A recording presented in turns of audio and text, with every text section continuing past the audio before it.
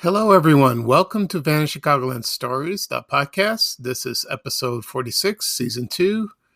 I'm your host, Pete Costanis. Today's date is August 8th, 2021. We have an interesting show coming up, and right now this program is brought to you by Ganip Ganop, and it's a game from Parker Brothers. And here is a commercial from the 1970s. Enjoy.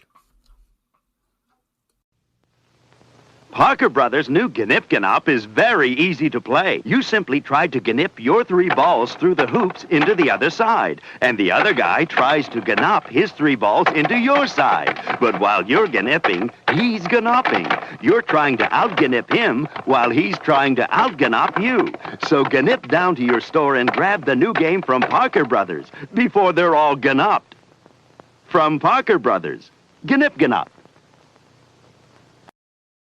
This episode is brought to you by Google Gemini. With the Gemini app, you can talk live and have a real-time conversation with an AI assistant. It's great for all kinds of things, like if you want to practice for an upcoming interview, ask for advice on things to do in a new city, or brainstorm creative ideas. And by the way, this script was actually read by Gemini. Download the Gemini app for iOS and Android today. Must be 18 plus to use Gemini Live. Okay, I am back. I hope you enjoyed that commercial for Ganip Ganop.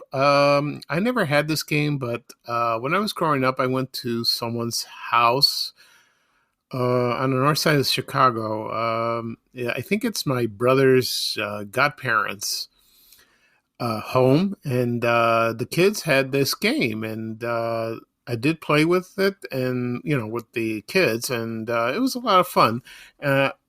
Here's a couple of interesting tidbits about this game. And it was designed by a man named Joseph M. Burke and Marvin Glass, and they worked at the Parker Brothers company. And it was originally released in 1971. And then the second thing that was interesting, the name is spelled backwards, ping pong. So it's Ganip Ganop Ping Pong, and it's a common name for table tennis. So that I didn't know. I had to look it up. You find something interesting about something that you had as a child, and then all of a sudden you find something that is blows your mind. So that's great. Okay. Today's episode, we will talk about 2 things. One is the Heather House restaurant that was located at the Carson Pirie Scott and Company department store. And the second thing I will talk about is the 55th anniversary of the TV show Batman and the movie. So first off, I will talk about the restaurant, the Heather House restaurant, of course. This restaurant was located in downtown Chicago in the Loop. Carson Pirie Scott was located on 1 North State Street. I think that's the address, or maybe that's. I think it's 1 South State Street. I don't know. I keep forgetting. Well, anyway, so. The restaurant was located on the 9th floor. I've never eaten there. A lot of most department stores in downtown had their own places to dine. Marshall Fields, of course, had the Walnut Room. They also had other restaurants there as well. And, of course, Weebles, they had their own restaurant. But Carson Pirie Scott had the Heather House restaurant. And they also had a cafeteria. It was called the Tartan Inn. I posted a menu on my Facebook page, Vanna Chicagoland, a long time ago. I'm still looking for a menu to see an itemized list of it. So that'd be interesting. But I did find an itemized list of the Heather House recently. I posted that a long time ago. So I'm going to read off a few items off the menu, and this is from I believe it's from the 1950s, so just bear with me and I will read off some of the items, and let's see what we have. They had soup and appetizers, of course, luncheon suggestions, so I'm going to read off. It's a little fuzzy, so I don't want to describe the contents of each meal. So lunch suggestions. Well, here's one: fried chicken a la Maryland, which is very interesting. Curried fried shrimp in casserole. Golden French toast with maple syrup. Oh, that sounds good. Pot roasted roast beef and French lamb stew in a casserole. Oh, that sounds nice. Very nice. And their specialties were. I'll be right with you. Let's see what we got. Their specialties was the Heather House chicken pot pie. I remember people mentioned that on my Facebook page about that particular item. They said it was delicious, out of this world, because I love chicken pot pie. It's one of the wonderful creations when you could do with chicken. The other one was chicken croquettes, French fried jumbo shrimp, and grilled club steak. Of course, they had that. Salads, they had chicken salad, seafarer shrimp salad, our sunburst fruit salad, and fresh fruit filled cup lettuce cup. So you had either with meat or without meat. Sandwiches they had were the Duke of Windsor sandwich. That's like a breast of turkey with Swiss cheese and some bacon, I believe, with on rye bread and Thousand Island dressing. The other sandwich, Double Decker Club. They had hamburgers there, but they used their dark rye. And they had tuna fish and hot turkey sandwich, which I remember people saying the turkey sandwich was good. And last, a grilled open face cheese sandwich. That sounds good. Okay, and they also had desserts and beverages. For example, dessert they had Heather House pie. So, and it was, let's see, I'm trying to read what kind of pie. I can't read it, so I'm sorry. Yeah, it was the Heather House pie, and they also had French pastries and their own ice cream. They also had other kinds of pies. They had, they had orange cake, they had apple pie, you wanted with cheese. That's kind of strange. I thought that was an East Coast thing, that you had cheddar cheese with apple pie. I never had that. So some people like it, some people don't. I prefer ice cream a la mode.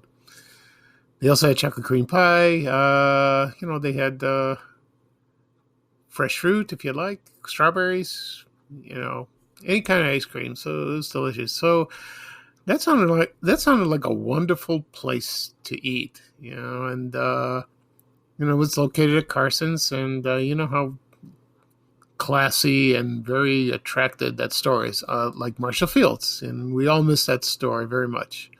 Okay, that'll be all for the Heather House restaurant, and now I will talk about the second thing, and it's about the Batman TV show and movie, which celebrated its 55th anniversary this year. I will talk about the TV show first.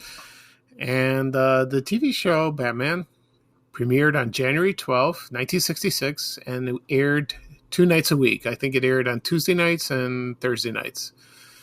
And I think it replaced the long-running TV show Ozzie and Harriet. I think it did. And because that show lasted from 1952 to 1966, so it was on the air for 14 years. That's a long time.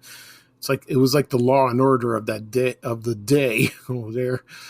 And so when it was heavily promoted before it would air, and which it was an interesting story. And then they had to find the actors to play Batman and Robin, and there was a test pilot that's on the DVD of the TV series, and it was on bootlegs for years. I used to see those in the comic book conventions, and they had 2 different actors. I forget the actor's name for Robin, but the actor for Batman was Lyle Waggoner from the Carol Burnett show, and of course Wonder Woman. He played Steve Trevor.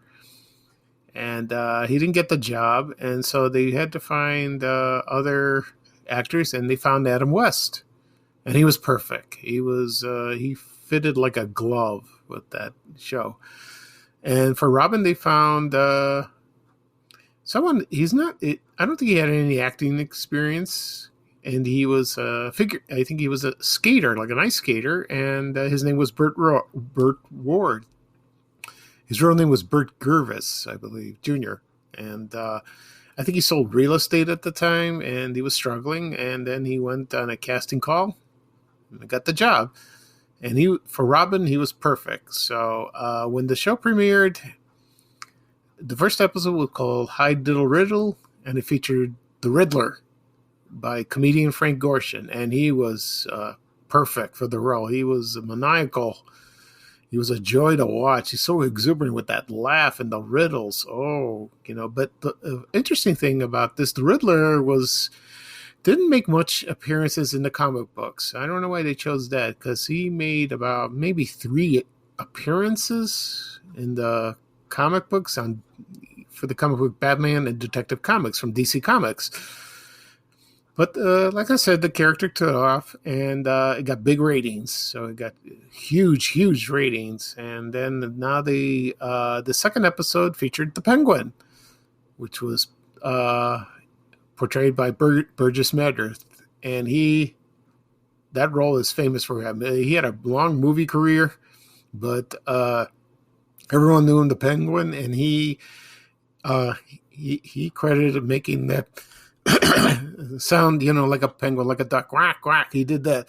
And then, he had the cigarette holder, the top hat, and he waddled, and when I watched him do that, it's amazing. He was also funny. He was a great actor. And third villain was, of course, the Joker, played by Cesar Romero, which, in my opinion, he is the best Joker in the world. I know there were other Jokers in the movies. There was, for example, Jack Nicholson. There was Heath Ledger and Jared Leto, and can't think of somebody else. I think there's a new Batman movie coming out, and I forgot who the Joker will be. I don't know if he's going to be in it. And of course, from the Batman animated series that debuted on Fox in 1982 was Mark Hamill. He was perfect in that. I love his voice and his laugh. But Cesar Romero was the best. His laugh, he wasn't like the murderous nutso guy. He was just a thief, and he stole things, but he did some crazy stuff. And the one thing that a lot of people did not notice when they saw the show, but later on, that Cesar Romero refused to shave his mustache off. So when you watch the DVDs, you can see it. I guess it was vanity that got in the way, but it didn't matter. So he was perfect for the role. It was wonderful. And there were other villains that arrived. For example, there was Mr. Freeze, played by 3 actors. One was George Sanders, Otto Preminger, the movie director, and the third one was Eli Wallach. And let's see, I'm trying to think what other. There were a lot of villains, from the comic books. There was the Mad Hatter by David Wayne, and of course, on the 16th episode was Catwoman, and played by Julie Newmar, because she's still with us, and that was my favorite Catwoman. I loved it. Of course, later on, Eartha Kitt played her, and she was good in that. With the that did that. She was great, but Julie Newmar, perfect role, and I enjoyed those episodes, and most of them were the highest rated episodes when she was on. And so the first season ended in up around May or June, I think May, and then all of a sudden they made a movie, and so they made the movie called Batman, and they used the 4 main villains: the Joker, Penguin, Riddler, and Catwoman. And Julie Newmar did not come in the movie. I heard he hurt her back. She was in a movie. There was all kinds of stories. I wish she was in the movie, but then Lee Merriweather took over. She was Miss America once, and then she was an actress. She starred in The Time Tunnel. There was a TV show by Irwin Allen that starred James Darren and Robert Colbert. And so she stepped in the Catwoman role, and she was good in that. She was very good. And the movie did very well. It all opened on August 30th, 1966 in Austin, Texas. They had a big premiere, big party, and and then I had to do some research on when it premiered in Chicago. And it was September, I keep forgetting, it's September 9th, I think. Yeah, it was in September, so that's fine. And so it did very well. It did well in the box office, but not spectacular.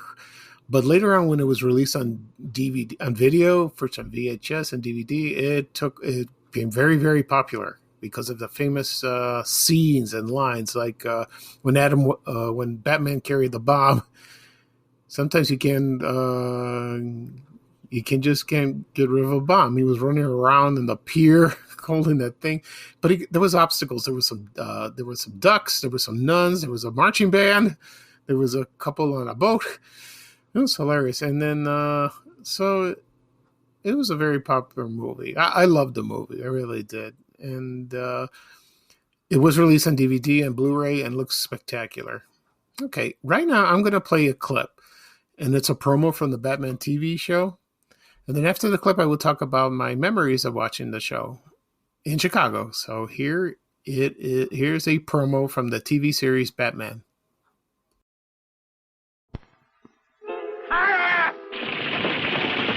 Guadalcanal, Batman. What now?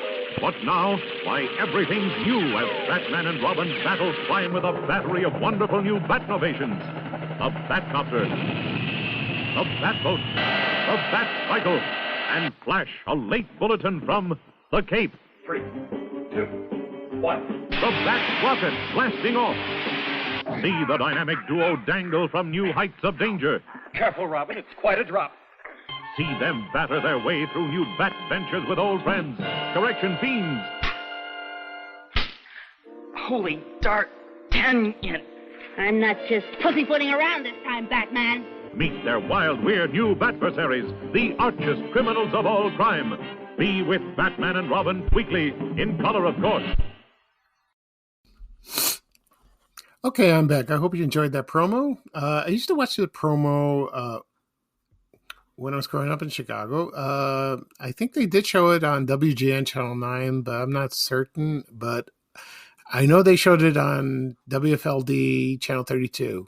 I think they did. I remember seeing that. Anyway, my memories of first watching Batman was in syndication when the show ended in March 14th, 1968. It went into syndication following in the fall. And it premiered on WGN Channel 9 in September. And I remember seeing a couple episodes when I was about 5 or 6. And the first episode I remember was when they were with the Joker and he trapped him in the water tower. And I remember that. And I don't know if it aired twice or once. I don't know if it's like they didn't do an hour of the show. Probably not. Excuse me. And then it premiered on syndication at the WFLD TV, Channel 32, in January of 1974. And I remember watching that when I lived in the Roseland neighborhood in Chicago. And then we moved to Ashburn in September. And then I remember when we were moving, we still had the black and white TV. And while everything was being moved around, we put everything in its place. I remember my mother told me, just sit down and watch TV while I get things organized in the house. And I did watch Batman, and it was black and white. And the episode was with Catwoman, her first episode. And I remember that. And then later on, we got the color television set, and it looked beautiful in color. And so I watched the show religiously, and whenever it was on, even when the 1989 movie was released with Michael Keaton, they reran the show with the Family Channel. I think it's called Freeform now, but it was the Family Channel then, and it gained popularity. But when the 1989 movie came out, it was darker than the TV series. A lot of people didn't want Michael Keaton to be Batman, but he was good. He was fine. I think he was a good Batman. And they had the Joker, of course, with Jack Nicholson, but this Joker was a little more psychotic, and Jack Nicholson was good. He played a Joker, but like I said before, Cesar Romero was the best. And the movie did very well. Excuse me. Anyway, then they had Batman Returns in 1992. Michael Keaton came back, and they had Catwoman and Penguin with Michelle Pfeiffer and Danny DeVito. I thought Danny DeVito was good, but it was a different Penguin. He was more kind of disgusting. Catwoman, Michelle Pfeiffer, I didn't like her at first, but now she was fine. But I prefer the Catwoman's on television. Anyway, and then there were more movies. Batman Forever. There was Batman Begins, and the others. So, and The Dark Knight with Christian Bale and Heath Ledger as the Joker. So we're expecting to have another new Batman movie coming up soon. We'll see how that goes. Anyway, what I remember from the show, well, a couple more things. There were more villains introduced. One that stood out was King Tut, played by Victor Bono. He overacted. He just stood out, and he was hilarious, and he played the part beautifully. He was not from the comics that was created by the television show, and so he was one of the most popular characters on the TV show, and he was about 32 years old when he started, but he looked older. He was overweight, and later on, DC Comics. King Tut made his debut in DC Comics, and I bought the comic, and it was different like that, so very different like that, and but King Tut was the best. And they also made DC Comics released a Batman 66 comic, which showed they had the characters from the TV show, and they had all the villains plus other villains they did not use on the TV show, and they were in the comic.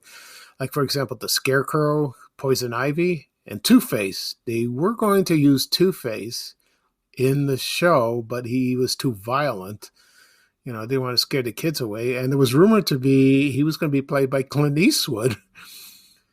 But I think he started his movie career. I don't think he wanted to do that. But that would have been interesting to see him as Two-Faced. He's a good character.